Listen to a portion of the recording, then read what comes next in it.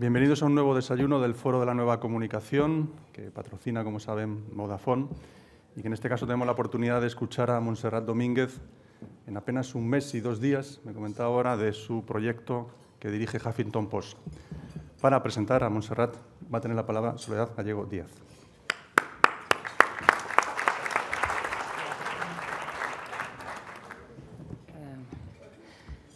Buenos días. Muchas gracias al Foro de la Nueva Comunicación por invitarme a participar en este acto y a ustedes por estar presentes hoy aquí en una mañana tan apasionante en la que pasan tantísimas cosas. En este foro se ha hablado mucho de la formidable transformación que están experimentando los medios de comunicación y muy especialmente la prensa escrita debido a las nuevas tecnologías, ¿no? Se ha hablado seguramente también de los problemas de las empresas para encontrar su nuevo modelo de negocio y de hacerlo, además, en un momento en el que hay una crisis económica general, lo cual complica todavía más las posibilidades de desarrollo de ese modelo. Se ha hablado también de los problemas de los periodistas para adaptarse, para comprender, para dominar esas tecnologías y también de la preocupación de muchos de los periodistas por las consecuencias que todo esto puede acarrear en el periodismo, en sus reglas y en el futuro. Hoy vamos a tener la ocasión de hablar de algo distinto y que es también muy importante hablar de ello, que es de las enormes y apasionantes posibilidades que ofrece también esa transformación. De las grandes posibilidades que se han abierto para el periodismo, gracias a esas nuevas tecnologías. Y vamos a tener ocasión de conocer precisamente a uno de los modelos más originales, más exitosos y profesionales de ese nuevo mundo del periodismo digital. De los millones de proyectos digitales que se han puesto en marcha en todo el mundo, probablemente no hay ninguno tan exitoso como el Huffington Post y nos conviene a todos saber por qué. He dicho que es un proyecto profesional y quiero volver a insistir, llamar la atención sobre ese punto, ¿no? Porque las discusiones sobre los medios digitales es si son proyectos periodísticos o son una mezcla de proyectos periodísticos, pero también de proyectos comunicacionales y qué ventajas y qué inconvenientes puede tener eso para el mundo del periodismo. Por eso, ese es un debate importante y por eso para mí es tan importante que al frente del Huffington Post esté una periodista como Montserrat Domínguez. Porque es una periodista magnífica, es una periodista profesional y es una periodista con una extraordinaria experiencia en todos los ámbitos del periodismo. No conozco probablemente a ninguna otra periodista que tenga una carrera profesional tan dilatada en diferentes medios, en prensa escrita, en radio, en televisión y ahora también en el mundo digital, ¿no?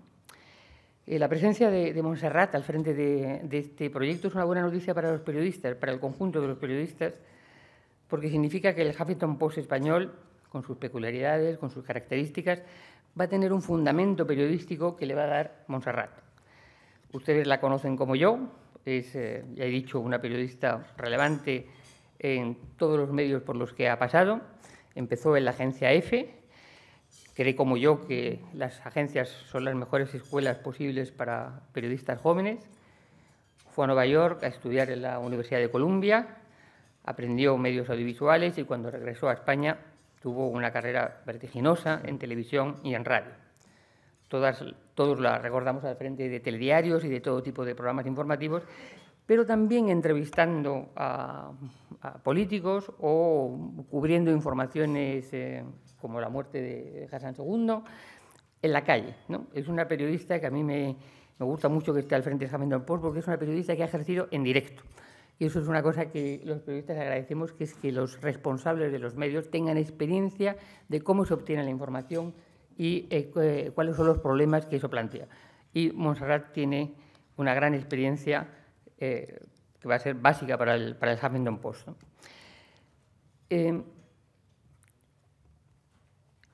El tratar temas el considerar al Huffington Post como un medio periodístico es básico, porque no es la idea de que el Huffington Post es un medio peculiar, es un medio peculiar, pero es un medio periodístico, no nos confundamos, no es otra cosa, con sus características, con sus peculiaridades, con cosas distintas, que debemos aprender, pero es un medio periodístico, no es un proyecto comunicacional, como se dice ahora, ¿no? Tiene aspectos muy novedosos, como el tratamiento del periodismo ciudadano, pero Montserrat, por ejemplo, no cree en el periodismo ciudadano.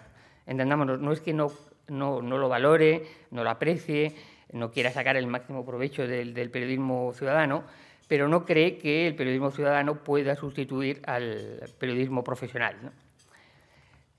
Yo no sé si la prensa escrita va a desaparecer como tal, deseo que no suceda, pero en el fondo creo que eso no es lo más importante, sino lo más importante no es saber si vamos a leer los periódicos en las tabletas, sino lo fundamental es hasta qué punto el periodismo conserva sus reglas. Y podremos discutir sobre el papel de los links en los medios digitales, podremos discutir sobre la relevancia de los blogs, pero no creo que nadie discuta que el Huffington Post es un proyecto periodístico contrastado y yo creo que en el proyecto español vamos a ser capaces de reconocer la voz de Montserrat Domínguez. La voz de Montserrat Domínguez la reconocemos entre miles de voces. La reconoceríamos en cualquier parte, ¿no? Es una característica maravillosa suya y nos permitiría estar en Nepal, poner la radio y decir, hombre, Montserrat, ¿no?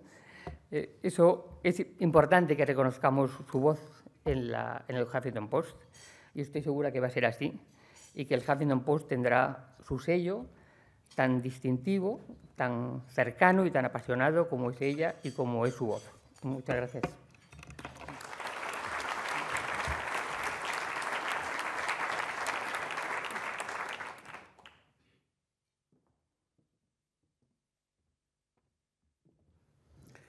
Bueno, muchísimas gracias, Soledad.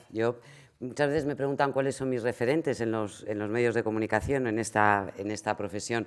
Bueno, yo quiero ser Soledad Gallego Díaz, lo he querido ser toda mi vida como cronista parlamentaria, como corresponsal política y contándonos tantas cosas como has contado, Sol, y con tanta profundidad desde todos los sitios, desde todos los países, de todas las ciudades donde te ha tocado contar la actualidad y ahora desde esas columnas desde donde diseccionas lo que está ocurriendo cada semana, especialmente en España, pero fundamentalmente en Europa, que es lo que necesitamos todos, ¿no? Aclarar un poco cuáles son las dudas y plantearnos las preguntas.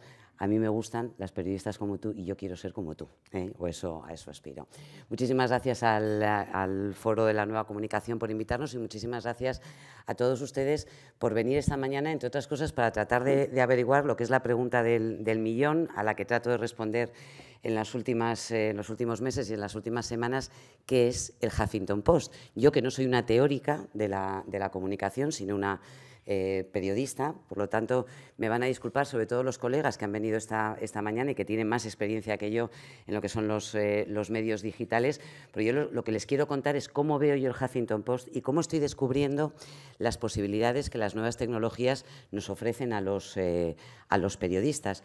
Algo que para mí es relativamente nuevo, puesto que yo he utilizado, como cualquier otro profesional, las nuevas tecnologías y estamos aprendiendo en la televisión, en la radio, en los artículos también, una vez se hizo el trasvase del papel a lo digital, todas las posibilidades que eso te daba para crecer como profesional y para llegar a más gente, que al fin y al cabo es lo que nos interesa como profesionales del medio, pero nunca hasta ahora había dado el paso de ponerme la gorra 100% digital, 100% online. Y yo sé que hay mucha gente que no lo entiende, que haya dejado un lugar en el que he trabajado en los últimos años de una manera tan libre, tan maravillosa, en el que he aprendido tanto como la cadena SER y como a vivir, que son 2 días, pero yo creo que era un proyecto que merecía la pena y al fin y al cabo apela a algo que los periodistas llevamos todos en el ADN de manera grabada a fuego, que es la curiosidad y las ganas de explorar.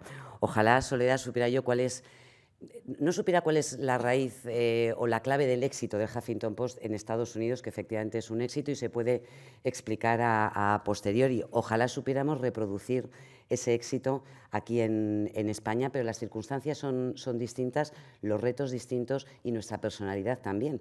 Luego, lo que supone de aventura es cómo trasladamos una fórmula que efectivamente ha funcionado muy bien en Estados Unidos, que le ha colocado como el principal medio online por delante de clásicos como el New York Times, que es lo que ha hecho que el Huffington Post apele y llegue a tantísimos ciudadanos, 50 millones de usuarios, de lectores en Estados Unidos, ¿cómo conseguimos que eso funcione también en España? Lo están intentando en Gran Bretaña, lo están intentando en Canadá, lo están intentando en Quebec, que tiene una edición propia también, lo están intentando en Francia, dentro de poco va a salir en Italia, están en conversaciones en Alemania y en Japón, lo cual es ya un paso cualitativo interesante, porque ahí sí que hay un cambio de cultura, hay un cambio en la manera de dirigirse a la audiencia radicalmente distinta. Yo, cuando trato de definir qué es el Huffington Post, tengo clarísimo que es un medio de comunicación.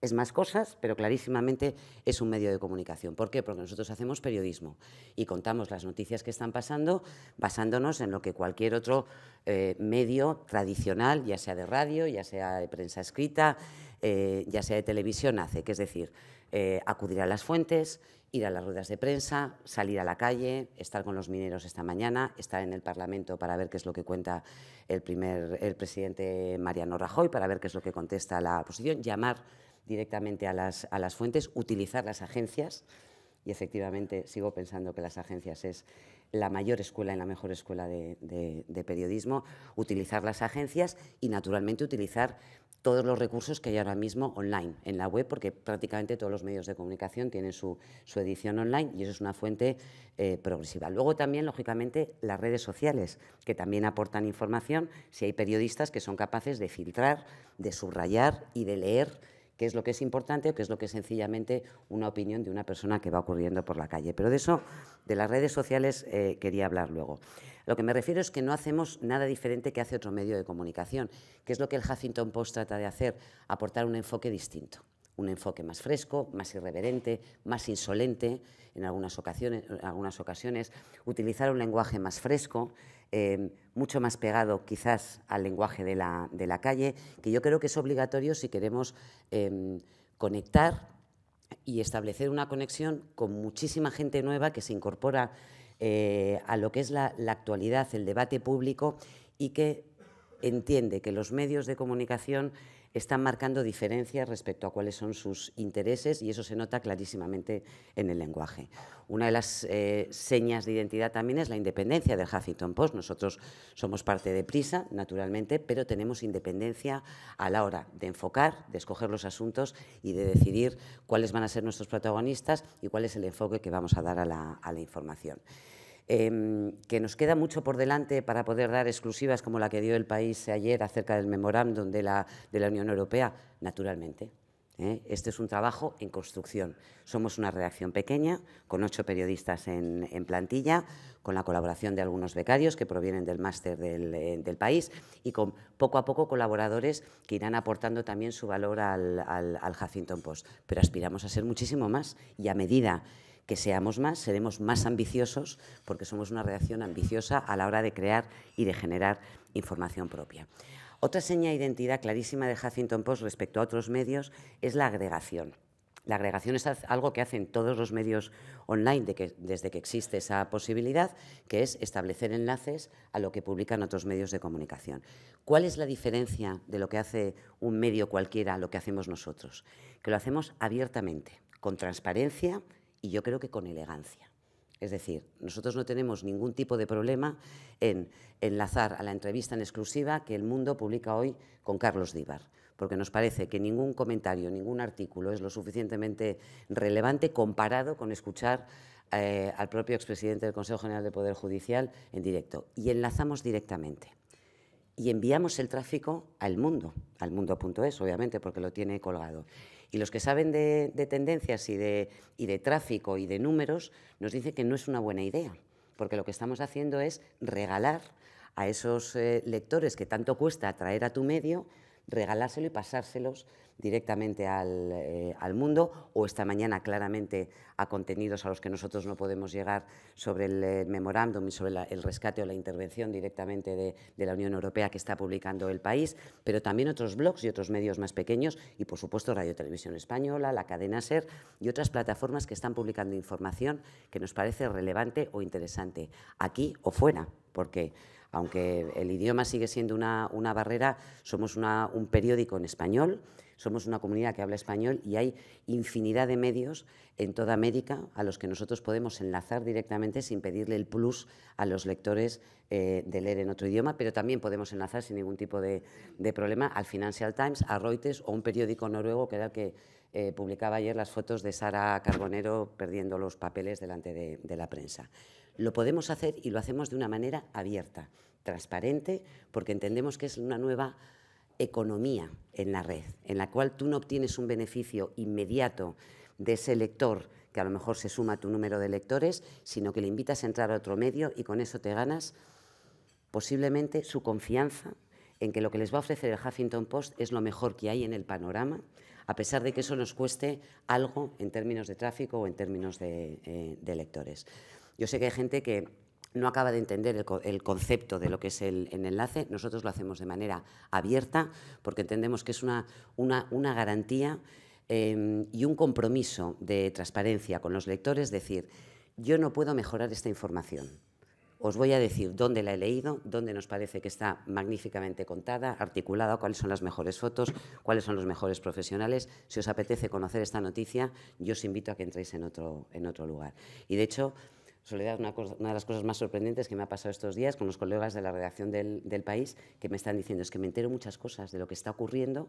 Naturalmente, El País, es un buque, es un transatlántico y tiene muchísima más información de la que nosotros somos capaces de producir y de procesar, pero hay muchas cosas que están en el Huffington Post y que la gente busca en el Huffington Post porque sabe que no va a encontrar en otros medios. Nosotros, además, actualizamos, no de manera permanente, pero sí. Bueno, lo que estamos viendo estos días, jornadas como ayer, casi 4 o 5 portadas en ese gran pantallazo o splash que llamamos nosotros y que es una seña de identidad también del Huffington Post, en el que tratamos de capturar la magia del momento. ¿Qué es lo que está ocurriendo? ¿Qué es lo que en ese momento, a esa hora, nos parece lo más importante? Y hacerlo con un titular llamativo que capte la atención de nuestros lectores y que luego invite a entrar.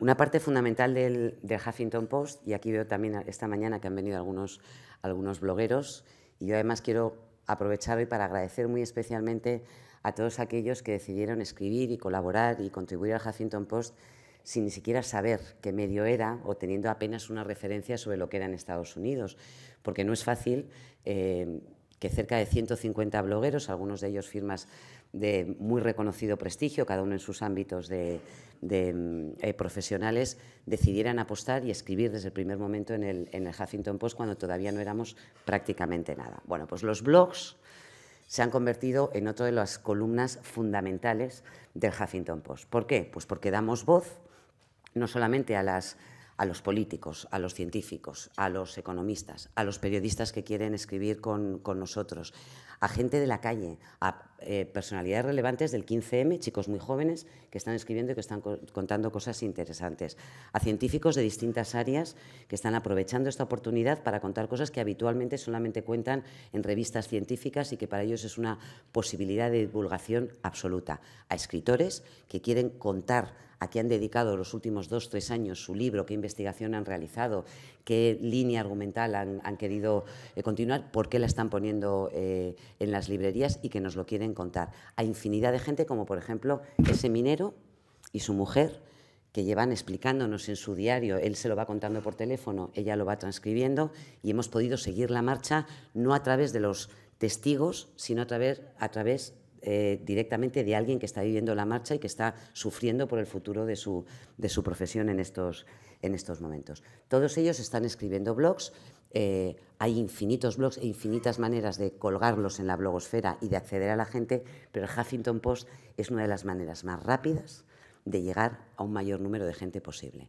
Ustedes saben que los blogueros de Huffington Post no cobran y obtienen a cambio otra cosa que a ellos les debe parecer valioso, que es visibilidad, prestigio, que haya más gente que les lea y la posibilidad de establecer una conversación con cientos y miles de lectores que entran en sus blogs, que comentan, que discuten, que están de acuerdo o que no están de acuerdo y que entre ellos también interactúan, no entre el bloguero y la persona que escribe, sino entre los propios comentaristas, los propios lectores también interactúan entre ellos. Esto ha sido, y eso me lleva a lo que yo considero que es un poco el alma del Huffington Post, eso es lo fundamental, la comunidad. el contacto a través de las redes sociales y a través de lo que nos permiten las nuevas tecnologías, y es entrar directamente también a través de la red en el Huffington, de los lectores. Se ha acabado el tiempo en el que uno se sentaba y leía el periódico o consumía lo que decían en la radio o en la televisión y punto. Los ciudadanos ahora queremos participar, queremos dar nuestra opinión, queremos que se nos escuche y queremos decir lo que nos parece bien, mal o regular de lo que dicen los políticos, de lo que dicen los economistas o de lo que dicen los empresarios. Esa es la gran herramienta. Eso es lo que a los periodistas nos tiene un poco descolocados, porque hasta ahora éramos nosotros los intermediarios entre la actualidad, entre la realidad y los lectores y los oyentes. Y eso, de alguna manera, seguirá siendo así durante mucho tiempo, pero Internet ha irrumpido para cambiar de manera drástica el paisaje. La gente, a través de Twitter, a través de Facebook y a través de Internet, opina, comenta, dice lo que quiere decir sobre la realidad. Y sería suicida no entender que esa es la nueva manera de comunicar, la nueva manera de estar, y que los medios estamos obligados a escuchar lo que dice la gente y, a ser posible, incorporarlo también en el flujo informativo.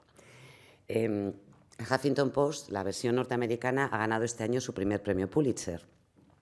Confiamos en que sea el primero de muchos más, y yo me alegro profundamente, no solamente por ellos, sino para que quien tienen dudas sobre si lo que se hace en la red es periodismo o no es periodismo, bueno, una institución como la Universidad de Columbia, como el premio Pulitzer, demuestra que sí se puede hacer. Pero la historia de cómo surgió ese premio Pulitzer es muy curiosa. La historia sobre los veteranos de guerra, sobre los soldados que venían de Afganistán o de Irán con gravísimas heridas físicas, pero también con graves taras y preocupaciones mentales, que hacía que su reincorporación a la vida cotidiana fuera muy compleja, fue objeto de algunas historias. Bueno, esto es un clásico, desde que Estados Unidos es una potencia, influye y participa en guerras en todo el planeta. Esto no es una novedad. Lo nuevo ha sido que, a raíz de las historias que se publicaban en el Huffington Post y a raíz de cómo los propios veteranos, las familias, los entornos, colaboraban, escribían y contaban sus experiencias y las colgaban también en las historias, la redacción del Huffington Post se dio cuenta de que había que aprovechar de alguna manera todo ese material, porque era una fuerza inmensa y un solo periodista no era capaz de contar de una manera fehaciente y real cuál era el panorama. Y escogieron a uno, que es, por cierto, un veterano, a Dave Boots, y le pidieron que hiciera una serie.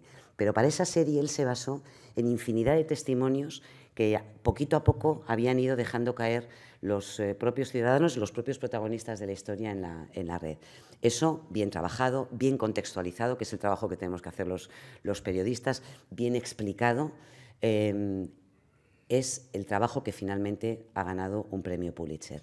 Y eso es el mayor reto al que yo me enfrento como periodista, porque a mí también me cambia de alguna manera los esquemas, es ver de qué manera conseguimos que toda la gente que quiere hablar, que quiere comunicar, entre en el flujo informativo y eso ayude a enriquecer el producto que estamos haciendo nosotros. Yo solo no creo en el periodismo ciudadano. Yo creo que los ciudadanos somos testigos de lo que ocurre y es nuestro papel. Pero lo que no puedo es negarme a que la gente quiera y encuentre cauces, por ejemplo, Twitter, en estos momentos, de contar lo que está ocurriendo. Y yo creo que nuestro deber como periodistas en este momento es aprovechar toda esa magia, toda esa fuerza que nos hace más fuertes a nosotros también como periodistas, si somos lo suficientemente inteligentes para entender que no es una amenaza a nuestra profesión, sino todo lo contrario, que es una manera de reforzar nuestro papel en el mundo.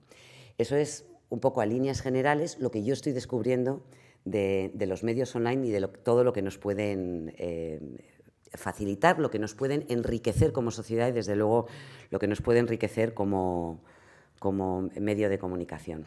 Y no quiero enrollarme mucho más, porque supongo que habrá muchas preguntas y que tendréis interés en... Yo no sé hasta qué medida podré contestarlas, pero os daré datos si me los pedís, los datos que tenemos. Llevamos solamente un mes de vida, con lo cual somos un medio en construcción y al que no nos falta ni un ápice de ambición ni hacer grandes cosas, pero os pido que entendáis que estamos creciendo y que estamos formándonos. Pero hay una cosa que yo no olvido de lo que Arianna dice permanentemente, Arianna Huffington, quien tuvo una visión increíble a la hora de entender cuál era el hueco que dejaban los medios de comunicación frente a los nuevos medios frente a los medios tradicionales, y es que todo esto no se entiende sin un cierto criterio y una capacidad editorial y periodística de dirigir un medio de comunicación, porque efectivamente es un medio.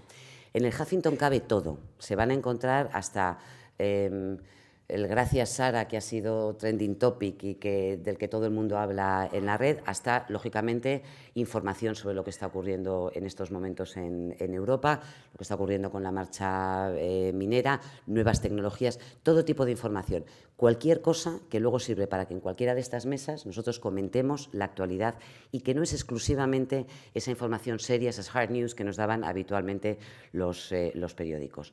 De hecho, el Huffington en Estados Unidos tiene 40 secciones, alguna dedicadas a divorcios, otra dedicada a bodas, otra a vida sana. Nosotros hemos nacido de una manera más humilde y más concreta, pero ¿por qué no hablar de otro tipo de temas que es más difícil encontrar en los medios tradicionales? Lo que es importante es mantener el equilibrio. Y cualquier periodista de Internet que conoce bien las redes sabe en estos momentos qué hacer para convertir su web en la más vista. Lo puede hacer en 2 o 3 días, le dejas y sabe qué noticias colocar, que son las que llaman la atención de los internautas, de todos nosotros, y que nos obligan, son tan obvias que no las voy ni a citar, ¿no? Pero que tú lo ves y dices, tengo que pulsar aquí directamente para verlo.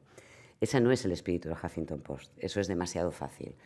Hay cosas que son clic para hoy y nada para mañana, que es lo que sostiene e insiste Ariana. Y eso es lo que nosotros queremos ser, no solamente clic para hoy, sino además un periódico, un medio online de referencia, para que cualquiera que se acerque al Huffington Post sepa que tiene la fotografía completa de lo que está ocurriendo, lo mejor que se está publicando en esos momentos en cualquier otro medio, la mejor opinión contada a través de sus blogueros y la mejor comunidad, que es la gente, los lectores del Huffington Post, que poco a poco y con la ayuda de todos esperamos ir construyendo. Así que muchas gracias.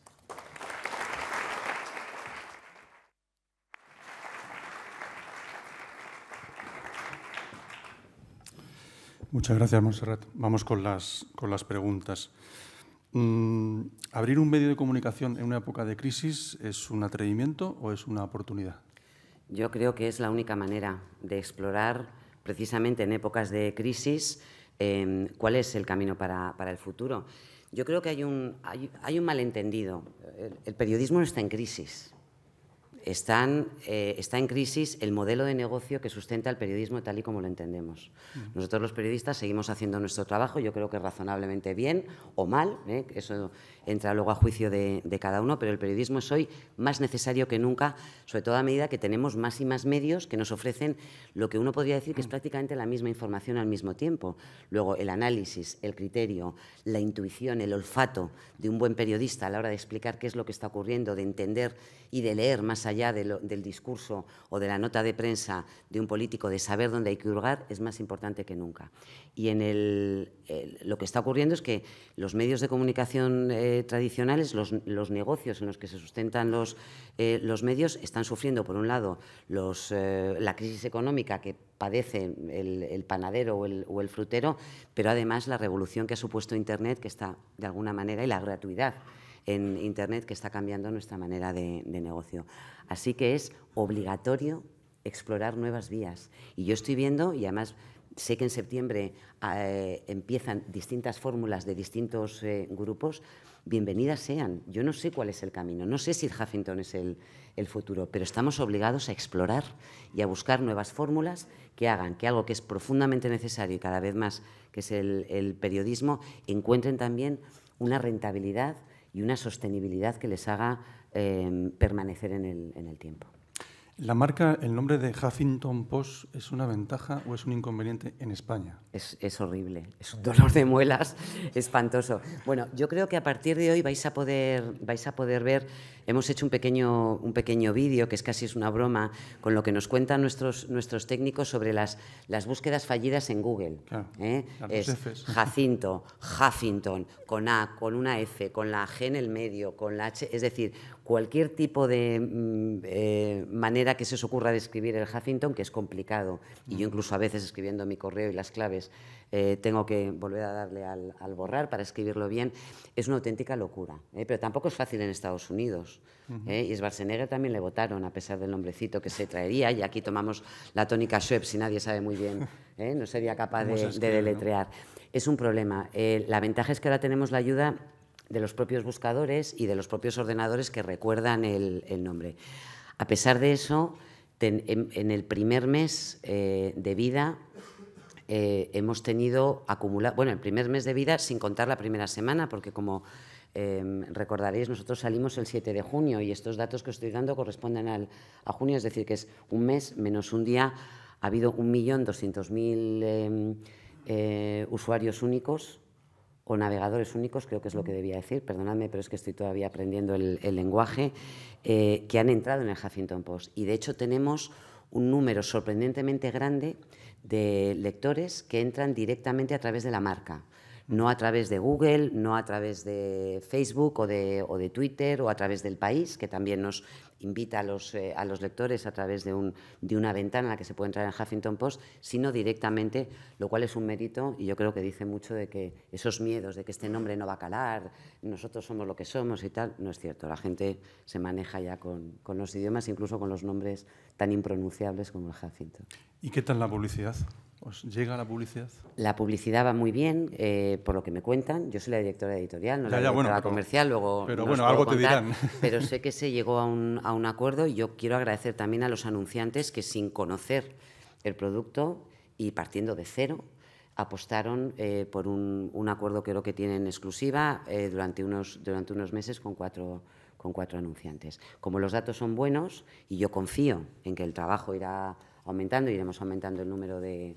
Y además he percibido un interés especial por parte de los anunciantes en qué ofrece un medio nuevo, y este sin ninguna duda, José Manuel, es un medio diferente, que apela directamente a Antes has mencionado todas las sucursales que va a tener el Huffington Post en Europa y en distintos sitios del mundo.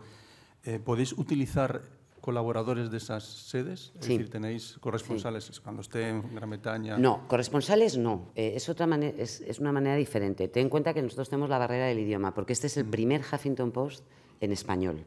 Y además nosotros aspiramos y tenemos una página, una sección dedicada a América Latina que queremos ir poco a poco cultivando y aumentando, porque estamos convencidos de que la información cada vez es más global y el español es una de las herramientas más poderosas que tenemos como medio de comunicación en el país, lo sabéis la fuerza inmensa que tenéis en América Latina y nosotros aspiramos también a entrar un poco más allí.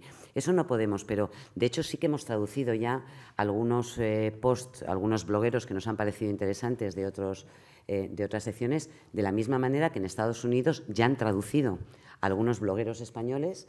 Les ha parecido interesante lo que contaban y lo han traducido en Estados Unidos. Lo hemos hecho con la edición francesa y estamos permanentemente jugando y con un ojo puesto a ver qué nombre o qué bloguero interesante o apasionante podemos, en este caso son traducciones directas. Luego, lo que es la materia informativa del Huffington Post, naturalmente que podemos utilizarla, pero es que la puede utilizar todo el mundo y de hecho lo utiliza. He leído, no sé si ayer o esta mañana, que Huffington Post en Estados Unidos quería abrir una televisión, abrirlo a la tele. Eso es fascinante. ¿Eso llegará a España algún día? Ojalá, pero ojalá tengamos pronto la capacidad que tiene el Huffington, porque va a hacer algo insólito. Ayer Ariana Huffington en su blog... yo les invito a que lean la noticia, que hoy la tienen en el HuffingtonPost.es. Tienen que haber venido todos pero quienes con el lean Huffington inglés... Post leído. O sea, no creo que haya aquí nadie que lo haya mirado esta mañana, pero no es el primer pantallazo. El 13 de agosto se lanza una televisión que es interactiva, que es una manera de apostar por la información radicalmente diferente. Un poco siguiendo el espíritu de Huffington Post, que hace que tengan 150 acumulados, 150 millones de comentarios en lo que lleva de vida Huffington Post, han decidido que no quieren hacer una televisión como la televisión tradicional en la que una persona se dirige a los ciudadanos, sino que quieren que las personas que están en el Huffington Post, que es donde van a tener los estudios, por supuesto los especialistas, los periodistas, los blogueros, pero sobre todo la gente que a través de su dispositivo móvil, del propio iPad que tiene cámara, de los smartphones y por supuesto de su ordenador, todos podemos hablar a través de Skype, vernos las caras, quieren que participen en esa televisión. Y por eso lo han anunciado, pidiendo a la gente que explique, primero que envíe sus vídeos, envíe sus comentarios y que diga qué tipo de televisión quiere, a quién le gustaría escuchar, en qué les gustaría participar. Por lo tanto, es un experimento que yo creo que nace también de la web, del espíritu online, y que es absolutamente radical en sus planteamientos. Ya veremos cómo funciona, ¿eh? Pero eso sí que es explorar. Sí, sí, es muy interesante. Pregunta, ¿compite el Huffington Post con el País.com? ¿Se parece al Soy Tú? Compite naturalmente con el País.com y con el Mundo.es, o sea, compite con todos los medios que están online, entendiendo la diferencia de envergadura que hay en lo que podemos ofrecer un medio como nosotros, lo que pueden ofrecer los medios, pero naturalmente, o sea, nuestra voluntad es competir directamente con todos los demás medios de comunicación online. Es verdad que hay algunos que están más especializados, luego tú no entras. Es decir, yo veo muchas iniciativas de webs culturales. Nosotros aspiramos a un público generalista que quiere conocer las noticias de lo que está ocurriendo y de un vistazo entender qué es lo que está pasando aquí y fuera. En ese sentido, tenemos vocación generalista más parecida a la de un diario generalista que a diarios, digamos, más de nichos. Esta línea, Manolo Garrido dice, sin querer hacer comparaciones, ¿por qué o qué me ofrece diferente el HuffPost, dice él, no dice Huffington Post, dice HuffPost, sobre otros medios como Información.com o el Confidencial.com? Pues yo creo que no hace falta más que entrar y verlo. Lo que ofrece el HuffPost es un titular, un enfoque, una manera de aproximarse a la información radicalmente distinta y además recoge de lo que hay online en ese momento un montón de cosas que quienes no están a lo mejor tan acostumbrados al mundo online o les resulta pesado ir buscando en cada una de las páginas, ir mirando en Twitter a ver qué es trending topic, ir mirando en cada una de las pestañas que tú tienes como favoritos, es posible que buena parte de esas cosas las tenga directamente en una página sola, que es la del Huffington Post o la del HuffPost. Roberto Marván, periodista digital. ¿Se han puesto algún objetivo de tráfico o audiencia para finales de año o para dentro de un año? ¿Y qué grado de independencia informativa y económica tienen respecto a la matriz de Estados Unidos? ¿Qué grado de independencia económica? Informativa y económica. Bueno, informativa absoluta. Arianna Huffington tiene clarísimo que cada medio, en cada país donde abre el Huffington Post, tiene que encontrar su propia personalidad y que tú no puedes hacer el mismo periódico porque si no sería tan sencillo como traducirlo. Pero nadie leería el Huffington Post que hace Anne Sinclair en Francia, traducido directamente, de la misma manera que el Huffington Post tiene un canal en español, tiene voces. Yo lo leo, entro porque busco historias allí también. Bueno, francamente, no tendría la misma repercusión que tiene lo que estamos contando nosotros, primero porque son enfoques diferentes y es maneras de contar las cosas. Independencia económica, pues supongo que mientras nos vaya bien, nos aplaudirán con toda la felicidad del mundo. Es una empresa, 50% el Huffington Post Media Group y 50% Prisa. No sé cuál es el grado de independencia, es que es una empresa que pertenece a estos dos grupos de comunicación. Y objetivos concretos de tráfico, yo creo que sería suicida plantearse unos objetivos concretos. Primero, tal y como está el país en estos momentos, tal y como están cayendo los mercados publicitarios. Y a mí es algo que en el fondo, y aunque es posible que si algún jefe me escuche, me mate inmediatamente después de salir de este desayuno, a mí me importa relativamente. Yo quiero que el Huffington sea rentable y que sea un modelo de éxito, pero en estos momentos me preocupa muchísimo más que el contenido sea atractivo para los lectores y que vuelvan al Huffington Post. Mucho más que el número de visitas que consigamos, que el número de anunciantes, que el número de ingresos. Me preocupa hacer un producto en el que los blogueros quieran escribir, en el que los lectores, la comunidad de Huffington Post quiera participar, y eso se va construyendo poco a poco, no se va construyendo exclusivamente a golpe de ver cómo van los ingresos, cómo van los lectores o cómo va la publicidad. Es que eso es lo más difícil, ¿no? Conseguir una reputación. Exacto. Carlos Salas, lainformación.com. ¿Qué consejo darías a los viejos lobos del periodismo de papel cuyos medios van perdiendo lectores cada año?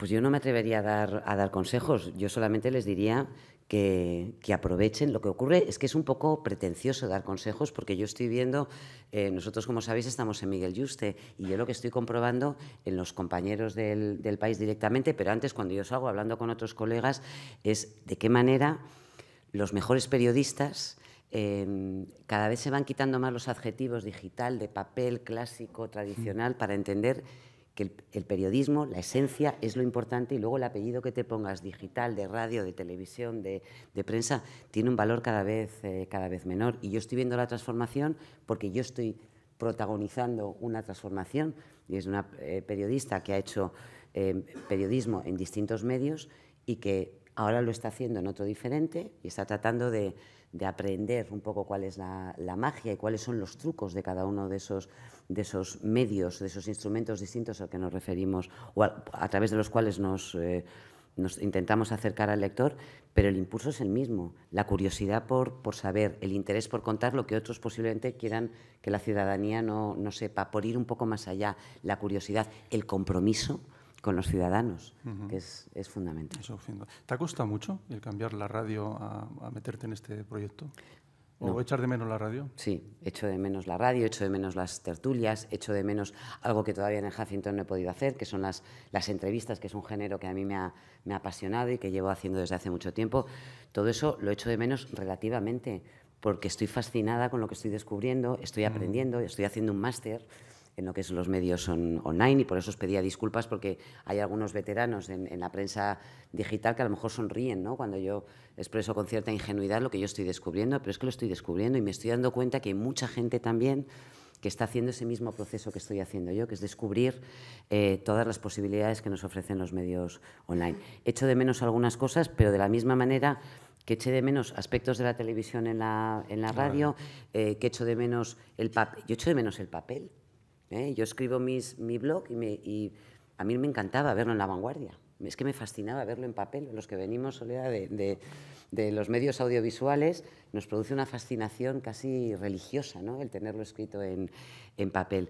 Pero es mucho más fascinante, por ejemplo, leer los comentarios y ver de qué manera la gente interactúa, y eso compensa con creces otro tipo de nostalgias que puedas tener. Pedro González, de Hola News, de Televisión Online, dice: ¿no te parece que el hecho de consagrar la gratuidad de trabajo de los blogueros hace un flaco favor a una profesión cada día más en precario? Pues mira, es un debate apasionante, ¿eh? Yo creo que hay distintas fórmulas, hay medios que pagan a sus blogueros. Yo lo único que les voy a decir es que he descubierto con sorpresa que la gran mayoría de los medios actualmente no pagan a sus blogueros.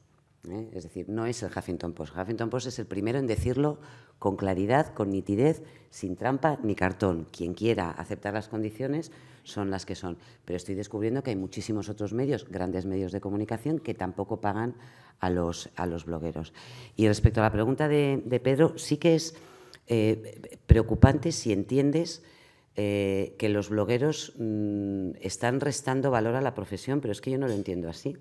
Yo creo que escribir, no somos los periodistas los únicos que escribimos, no es periodismo todo lo que escribimos, ni muchísimo menos. Muchas veces uno se levanta y escribe un blog y no es precisamente periodismo lo que escribimos, y hay gente que escribe muy bien que no es periodista, y eso tenemos nosotros que entenderlo. Dar la posibilidad al minero que está en estas marchas, a una serie de profesores que hay en distintas universidades repartidas por toda Europa y que están escribiendo en el Huffington Post, más allá de las firmas clásicas de políticos, de periodistas, de científicos, pero científicos, por ejemplo, María Blasco, se está revelando como una bloguera espectacular. Yo no conocía que fuera capaz de escribir blogs de esa manera. Yo creo que no va en detrimento en absoluto de lo que es nuestra profesión. Otra cosa es el debate sobre si la gratuidad en Internet nos hace daño a los profesionales del periodismo, y ese es un debate abierto, y yo creo que más profundo, y de hecho prácticamente todos los medios del mundo están buscando de qué manera rentabilizar sus apuestas online, que tampoco son baratas. Y no hay una única respuesta. Hay medios que cuelgan todos sus contenidos gratis, hay quienes parte de esos contenidos son de pago, hay quienes permiten un determinado número de visitas y el resto son gratuitas, hay otros que son radicalmente cerrados. Yo creo que cada día más vamos a ir viendo nuevas fórmulas, y posiblemente acaben coexistiendo todas. Posiblemente no haya una única y exclusiva fórmula. Ese sí que es un debate que me parece que apela directamente al futuro de la profesión. Sí, Roberto Cerecedo lo dice muy gráficamente, dice, compañera, sin dinero no hay posibilidad de rock and roll. Y que, bueno, pues es un debate abierto en el que habrá que analizar muy bien, sobre todo la situación actual en la que hay, verdad, que hay cierta precariedad o bastante precariedad, ¿no? Sí, pero de la misma manera que la gente escribe en Twitter y escribe en Facebook y no recibe nada a cambio, de la misma manera que la gente se ha acostumbrado a ver la televisión o a escuchar la radio sin pagar y que ahora mismo entra en los medios online y tampoco paga, es decir, hay una cultura diferente, la manera de consumir, y nosotros estamos explorando una manera nueva que es dar voz a gente que quiere escribir y que quiere llegar a públicos cada vez más amplio. Es una fórmula distinta a la tradicional en los medios, pero a los periodistas que escriben en el Huffington Post se les paga. Y a los colaboradores que yo cuento con ir teniendo en el futuro, a los que yo les pida una colaboración concreta desde Coletal, se les va a pagar. Los blogueros del Huffington Post escriben lo que quieren, cuando quieren, no tienen ninguna obligación ni de extensión, ni de frecuencia, ni de asiduidad. Eso no es un trabajo, es una manera diferente de entender la comunicación. Yo no puedo llamar a ninguno de los blogueros y decirles, quiero tu reacción ya sobre lo que está ocurriendo. Por cierto, lo que escribiste ayer está mal hecho, te falta enlaces, te falta una foto. No es una relación laboral, es algo diferente. Y a quienes quieren verlo así o no, a los periodistas que trabajan y que hacen periodismo en el Huffington Post se les paga. Elsa González, presidenta de la FAPE, abre un debate interesante. Dice, ¿consideras que los periodistas deberían cobrar derechos de autor? Pues es una buena pregunta. Yo creo que, de hecho, eso está permanentemente en los contratos y en la manera en la que uno establece de qué manera quiere relacionarse con la empresa. De hecho, quien denunció a Arianna Huffington y luego la querella fue desestimada, ya había denunciado por no cobrar, porque cuando AOL compró el Huffington Post decidió que él se consideraba parte de ese éxito económico y que, por tanto, creía que tenía derecho, y él, junto a un grupo de blogueros, demandaron a Arianna y al Huffington Post. También se había querellado contra el New York Times porque había publicado algunos artículos en la época en la que no existía Internet y al hacer la conversión en digital entendía que tenía derechos diferentes a los que había pactado en su momento. A mí lo que me parece más interesante es que la gente te enlace y que te puedan leer, y las licencias Creative Commons, por ejemplo, me parece infinitamente más interesante y apasionante que el debate sobre los derechos de autor. Pero que hay derechos de cualquier autor, también de los que hacen música o de los que hacen películas y, por supuesto, también de los periodistas, sin ninguna duda. También la FAPE ha abierto un debate muy interesante con una comisión de deontología que lleva años creada, que es esta forma de fundación y que está intentando sumar a los medios a este código en el que incluye la autorregulación de los medios. ¿Qué te parece? A mí la autorregulación me preocupa. Me preocupa en el sentido de que, obviamente, prefiero que sea autorregulación a que sea una regulación impuesta. Pero me da la impresión de que nosotros podemos ser los peores policías de nosotros mismos. Y si defendemos una prensa cada vez más libre, cada vez más amplia, cada vez más ciudadana, en el sentido de que los ciudadanos puedan entender, está bien tener claro cuáles son los límites. Yo no sé si está bien tenerlos en códigos autorregulados, que uno nunca sabe muy bien, en un momento además en el que estamos explorando precisamente los límites y hasta dónde podemos llegar, quién directamente los establece. No me parece una mala propuesta, pero yo creo que hay que ser muy cuidadosos a la hora de ponernos nosotros corsés a la hora de trabajar. Y ellos dan un paso más, porque proponen que los medios que se sumen a esa autorregulación haya una comisión que analice el trabajo de ese medio de comunicación y que se someta a ese dictamen. Francamente, no me gusta. No me gusta la idea. La idea de la autorregulación, la audiovisual, me produce una sensación extraña. Es verdad que los periodistas a veces cruzamos límites y yo creo que hasta ahora no hemos hecho un mal trabajo tampoco en castigar y en criticar los propios límites a los que nos sometemos. Y luego hay un estamento superior, que es lo que hacen los ciudadanos cuando consumen o dejan de consumir, cuando critican o no critican lo que estamos haciendo. Yo creo que todo es susceptible de estudiarse y de llegar hasta donde creamos que se pueda llegar, pero yo tendría muchísimo cuidado a la hora de ser nosotros mismos los que decidamos establecer qué es lo que podemos, qué es lo que no podemos hacer, hasta dónde debemos llegar, quién nos va a castigar, quién nos va a regular. Deberíamos ser muy cuidadosos con eso. Bueno, es un debate que podrás seguir luego con Elsa, manteniendo mano a mano. Precisamente un representante de la plataforma de contribuyentes indignados, José María Carrasco, dice: hubo un país que un día sus gobernantes apostaron por ir a una guerra, el país dijo no a la guerra, el gobierno de hoy también nos está mintiendo, incluso tratando a los españoles con mentiras, con crueldad, y los ciudadanos tendrían que decir no a Rajoy. ¿Cómo lo ves? ¿Qué opino? Yo creo que debería escribir en el Huffington Post y contar todo esto, porque opiniones como esta estamos viendo continuamente. Hay mucha gente que se siente engañada por lo que Rajoy, el presidente del Gobierno, dijo en su campaña electoral, por lo que sigue diciendo y luego por lo que hace. Precisamente para eso se necesitan medios en los que no solamente los periodistas y las firmas habituales den su opinión sobre lo que está ocurriendo, sino que cualquier ciudadano pueda, a través de los comentarios, expresar lo que está pasando. Yo sí que creo que hay un momento en el que hay mucha tensión entre los ciudadanos. Esta misma semana vamos a conocer una nueva vuelta de torca con los recortes. Estamos viviendo una situación que yo creo que, bueno, desde la época de las guerras, ¿no?, que eso se habla respecto a Europa, no se vivía igual en este país. Y eso nos exige a todos, a los periodistas y a los medios de comunicación, el máximo esfuerzo posible para dar la talla y para tratar de contestar a las preguntas que nos hacemos todos, indagar en lo que unos no quieren que sepamos, o lo que cuentan con medias palabras, o la diferencia entre el dicho al hecho, el buscar en las hemerotecas, en recordar lo que decían y luego lo que hacen.